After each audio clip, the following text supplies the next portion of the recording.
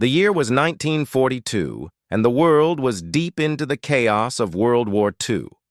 The skies over Europe were filled with the sounds of war, bombers, fighters, and the constant hum of engines as both the Axis and Allies fought for control. Amidst this conflict, a man by the name of Lieutenant William Bill Hartman would soon find himself in the middle of something extraordinary, a moment that would change the course of the war. Bill was a rookie, a fresh-faced young man who had joined the Royal Air Force at the urging of his friends, eager to do his part in the fight against Nazi Germany. He was no seasoned combat veteran. Bill was a photographer, one of the many tasked with documenting the war for the Allies. His orders were simple: only take photos. It was a role that felt like a secondary duty, a safe position compared to those who fought in the sky. Bill was assigned to the fighter-bomber squadrons, armed with his trusty camera, sent to document the bombers' raids, capture the destruction from above, and send back reports of the damage done. But fate had a different plan for him. It was on one fateful mission in 1942 that everything would change. Bill was supposed to document a routine bombing raid over a German military complex deep in the heart of France. There were no expectations of combat, no anticipation of danger.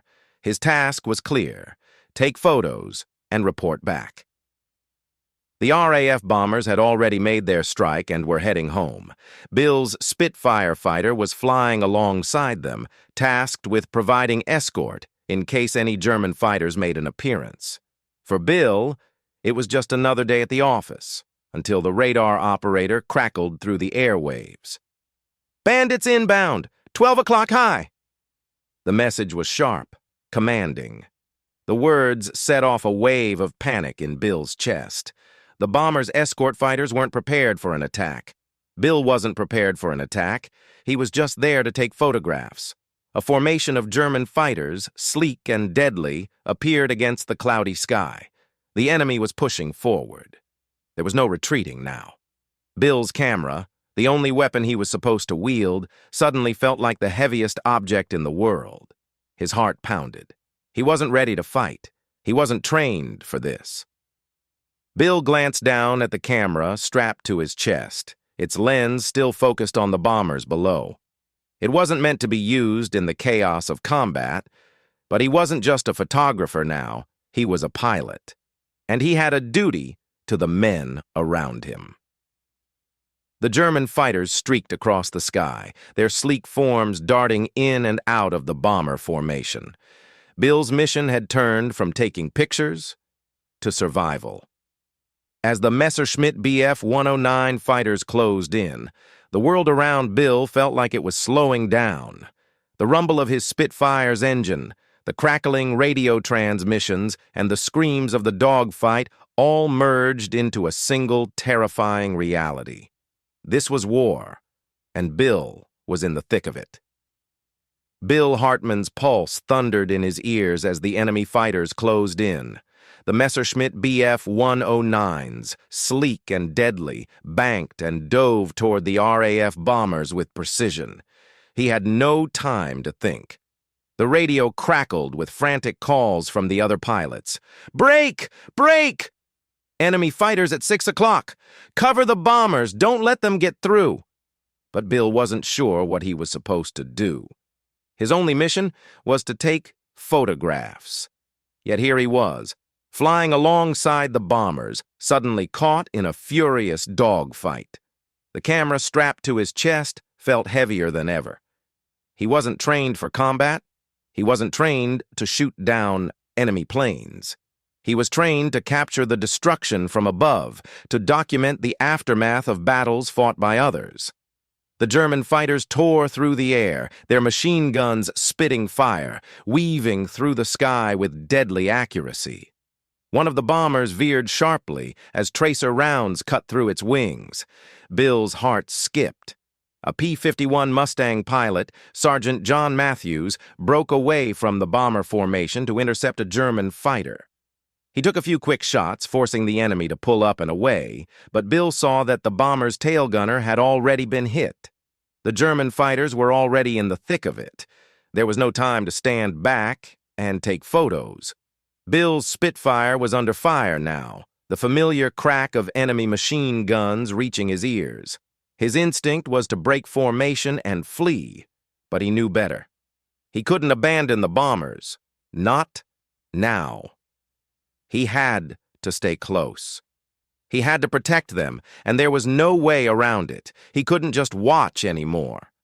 As the sky lit up with gunfire and smoke, Bill's hands trembled, his fingers moving over the controls with a newfound sense of urgency.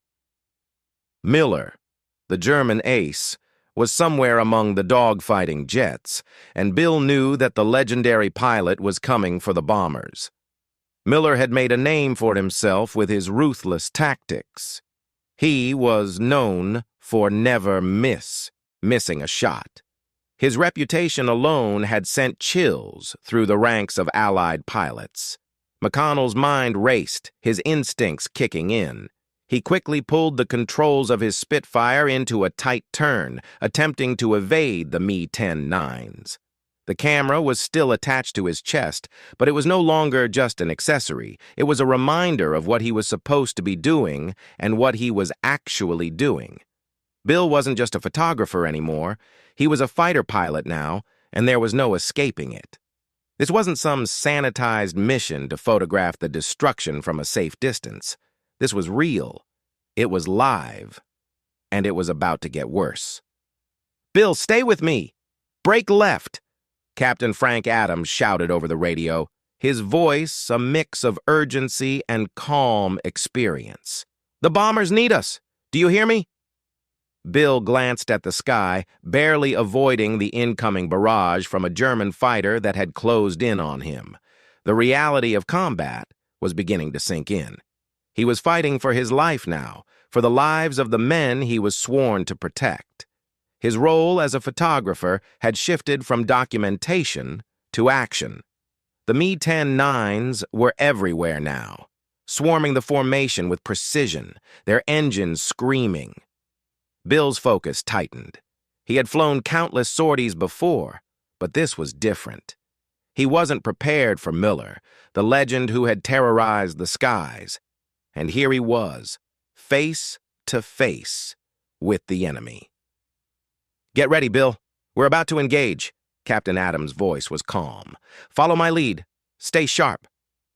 Bill gripped the controls, his sweat beginning to trickle down his brow. His heart raced as he took his first real steps into combat. The camera on his chest was almost a joke now. It was irrelevant. This wasn't about capturing the story. It was about surviving the fight. The P-51 Mustang zoomed by, followed by a German Bf-109 hot on its tail. Bill had no choice. Miller was closing in, and his reputation had preceded him. The German ace was known to be a master of the dive, a quick and deadly predator. Bill couldn't let him get to the bombers. Bill banked sharply to the left, diving toward the Me-109's tail. He wasn't supposed to be in the fight, but something deep inside him clicked. The instinct to survive. His hands moved with precision, remembering his training, remembering his duties. Bill knew what had to be done. He had to break Miller's attack. His Spitfire dove into the fray, and with a heart-racing jolt, Bill pulled the trigger. His machine guns erupted, sending tracers toward the German fighter, but the Me-109 was already on the move, evading his fire. He wasn't fast enough. Bill had to keep moving.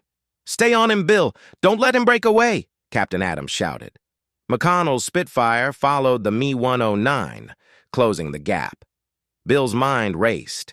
Miller was the ultimate ace, but even he had weaknesses. Every pilot did. And in this moment, Bill's instincts were sharper than ever.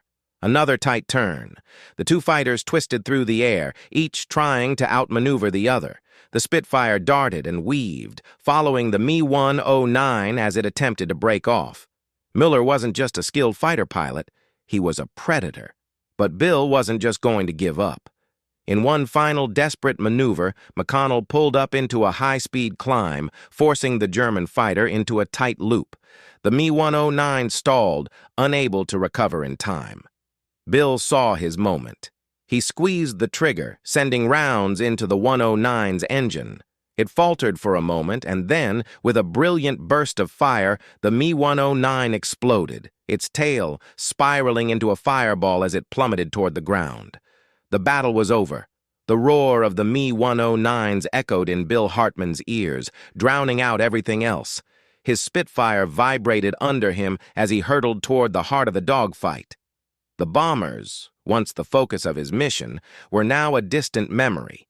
His primary concern had shifted to survival.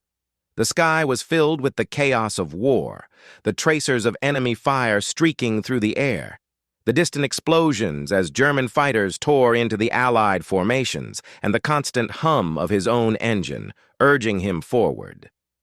Bill's training had been for moments like this, or at least he had thought so. But dogfighting in the skies over occupied France wasn't something he had prepared for. Not as a photographer who was only meant to document the destruction, not as someone who had never fired a single round in anger. But here he was, thrust into the most intense battle of his life. His P-51 Mustang was a marvel of speed and agility, but it was no match for the deadly Mi-109S that had been raining terror on Allied forces for years. A German fighter pulled in from his right, firing, and Bill had only a split second to react. His instincts kicked in, his hands gripping the controls. Up! The Spitfire shot upward, narrowly avoiding the incoming rounds. The German fighter zipped past, its guns continuing to blaze. Bill felt the rush of air as his Spitfire veered out of the way, but he wasn't out of danger yet. The sky was a maze of incoming fire, and the German ace, Hans, the Hammer Miller, was still somewhere among the chaos. The radio crackled with voices, but Bill could barely make sense of it over the noise in his head. Every decision, every movement mattered. Miller's reputation had spread throughout the Allied forces, and the stories had already reached Bill's ears. An ace with over 200 confirmed kills, he was a terror in the sky. To face him was like facing the end of the line, but here Bill was, a rookie, suddenly playing a central role in the fate of this mission. "Bill, break left, follow my lead." It was Captain Hank Adams, barking orders over the radio. His voice cut through Bill's disoriented mind, bringing him back to reality. The mission was still the same. Protect the bombers. But now, Bill realized, his role had changed. He was no longer a photographer. He was a fighter pilot, and this was his moment to rise to the challenge. The Mi-109s were closing in, maneuvering with terrifying precision, darting through the air with a lethal elegance that only experienced pilots like Müller could command. Bill's camera, the one that had once felt like his primary tool, now felt completely useless. His hands were on the controls, his mind focused solely on the enemy. Survival came first, but there was something else, a fury that burned inside him. He wasn't going to just sit back and watch. He wasn't just going to take photos. Bill's eyes locked onto one of the Mi-109s as it broke away from the formation, its engines roaring. The aircraft was diving, coming straight at the bomber formation, its guns lighting up as it closed in. He couldn't let that happen. He had one chance. There was no time to think about. Was no time to think about anything but the target in front of him. "Come on," Bill muttered to himself as he pushed the throttle forward. His Spitfire surged ahead, its Merlin engine growling in response. The Mi-109 pulled into another dive, but it was already too late. Bill had closed the distance. In the span of a heartbeat, Bill's Mustang was almost on top of the German fighter. The two aircraft were now locked in combat, weaving through the sky, each trying to gain an advantage over the other. Bill's heart pounded as he adjusted his aim. The Mustang was more maneuverable than the Mi-109, but it wasn't as fast. He had to rely on his skill, his training, and his gut instinct. The Mi-109 made a sudden move, trying to break away. Bill instinctively followed, pulling his Spitfire into a sharp climb. His eyes narrowed, watching the German ace. This was the moment. As he closed in, Bill squeezed the trigger, sending a burst of fire from his guns. He saw the tracers hit their mark, striking the Mi-109's wings and engine. The German fighter shuddered in midair, its engines sputtering as smoke began to pour from the damaged aircraft.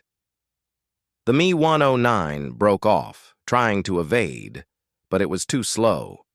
Bill had the advantage now. He pushed his Spitfire forward, staying on the tail of the German fighter. His fingers were tight on the controls, his mind sharp. This was the moment. He couldn't afford to miss. The German ace tried to make one final maneuver, pulling up sharply to break free, but Bill was ready. He squeezed the trigger again, and the Mi-109 exploded in a flash of flame. The fireball engulfed the German aircraft as it spiraled toward the ground. Bill had done it. He had defeated one of the most feared pilots in the world. The radio crackled to life. "Bill! You did it! You really did it!" The voices of his fellow pilots flooded his headset. They had seen the entire thing. A rookie pilot had taken down Hans Müller, the legend. Bill's heart raced as the adrenaline surged through his veins. He couldn't believe it. The Mi-109, the terror of the skies, was now nothing more than a smoking wreck falling from the heavens. But it wasn't just about the kill. It wasn't about the fame or the recognition. It was the fact that Bill had just done the impossible. But as the smoke from the wreckage cleared, Bill's mind began to settle. His mission wasn't over. There were more fighters out there, more battles to fight. The air was still filled with the sound of gunfire, and the bombers were still vulnerable. But in that moment, as he circled high above the battlefield, Bill Hartman understood something profound. He wasn't just a photographer anymore. He was a fighter pilot. And today, he had proven that even the most legendary aces could be defeated. Not by technology, but by instinct, courage, and the will to survive. The battlefield fell silent for a moment, the sky above still echoing the hum of engines and the distant crackle of radio chatter. Bill Hartman's Spitfire hovered in the air, watching the Mi-10-9 spiral downward, its twisted wreckage leaving a trail of black smoke in the sky. It was over. The legendary Hans the Hammer. Müller, Germany's most feared ace, was no longer a threat. In one swift moment, Bill, a rookie pilot who had only been ordered to take photos, had faced the impossible and come out on top. For a moment, there was disbelief in the air. The radio was filled with voices, all of them asking the same thing. Did Bill really just take down Müller? McConnell couldn't believe it himself. He had only been following orders, doing what he had trained to do, but he wasn't prepared for this. The kill wasn't just a victory. It was a statement that no matter how advanced the technology, no matter how experienced the ace, the human element could still triumph. "Red leader to Red 4, did you see that? You actually did it!" Captain Hank Adams's voice broke through the excitement, disbelief ringing in his words. Bill couldn't speak. His hands were still gripping the controls tightly, his heart racing as the adrenaline surged through his body. He had done the impossible. He had just taken down the most feared pilot in the Luftwaffe. And yet there was no room for celebration. There were more enemy planes still circling, more bombers still vulnerable. "Stay focused, Bill. We've still got a mission to complete. Get back in formation." Captain Adams's command was clear. The fight wasn't over yet, but Bill wasn't just a rookie pilot anymore. He was a combat-tested veteran who had faced down legendary enemies and come out victorious. He wasn't just documenting the war anymore. He was part of it, living it, breathing it. The rest of the mission proceeded with a sense of urgency. But there was something different in the air. Bill couldn't shake the feeling that the tide had changed, not just for him, but for the entire war. He had proven that even the most technologically advanced enemies could be outmaneuvered, outsmarted, and ultimately defeated. Back at the base, McConnell was debriefed and the usual military protocols continued, but the world had taken notice. News of the kills spread through the ranks, and soon McConnell's name was being whispered in the halls of command. Hans Miller, the deadly ace, was now a part of history. The stories of his incredible skill, his unyielding dominance in the skies, had been shattered by a rookie pilot who had followed his instincts and defied the odds. Bill didn't want the fame. He didn't want to be the center of attention. All he had done was survive. All he had done was follow his training, make the right move at the right time. But even in his humility, he couldn't deny the enormity of the moment. This wasn't just any victory, it was a symbol of hope, a symbol that the war wasn't lost, that the human element could still make a difference against all odds. The recognition came quickly. Military commanders, eager to understand how a rookie pilot had defeated such a legendary adversary, requested detailed accounts of the engagement. Bill's every move, every calculation, and his use of the Spitfire's agility over speed were dissected in war strategy meetings. They wanted to understand how the Mi-109, the pinnacle of Nazi aviation engineering, had been brought down by a plane with a propeller and a pilot who had been trained for reconnaissance. Bill's tactics were now seen as a key lesson in how to fight against more advanced aircraft, how to outthink, outmaneuver, and overcome the technological advantage. But even with all the praise and attention, Bill didn't let it change him. He returned to his duties as a fighter pilot, knowing that the fight was far from over. The German Air Force had other aces, other high-speed fighters, and the bombing raids would continue to target Allied strongholds.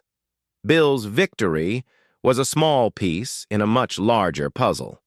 However, the personal impact of that day stayed with him for the rest of his career. He had come to realize that no matter how advanced the machines in the sky became, the true strength came from the men who flew them. Instinct, training, and courage had won the day, not technology or firepower.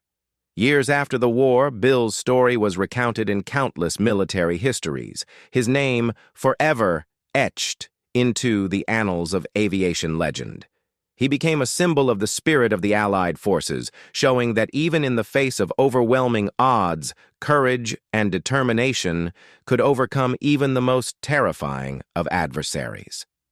But for Bill, the most important legacy was the lesson he had learned. No matter what you're told to do, no matter the mission, you must always be ready to do what's necessary when the time comes. He had been ordered to take photos, but he had instead taken action, and in doing so, he had helped shift the balance of the war. Bill continued to fly, to teach, and to inspire a new generation of pilots.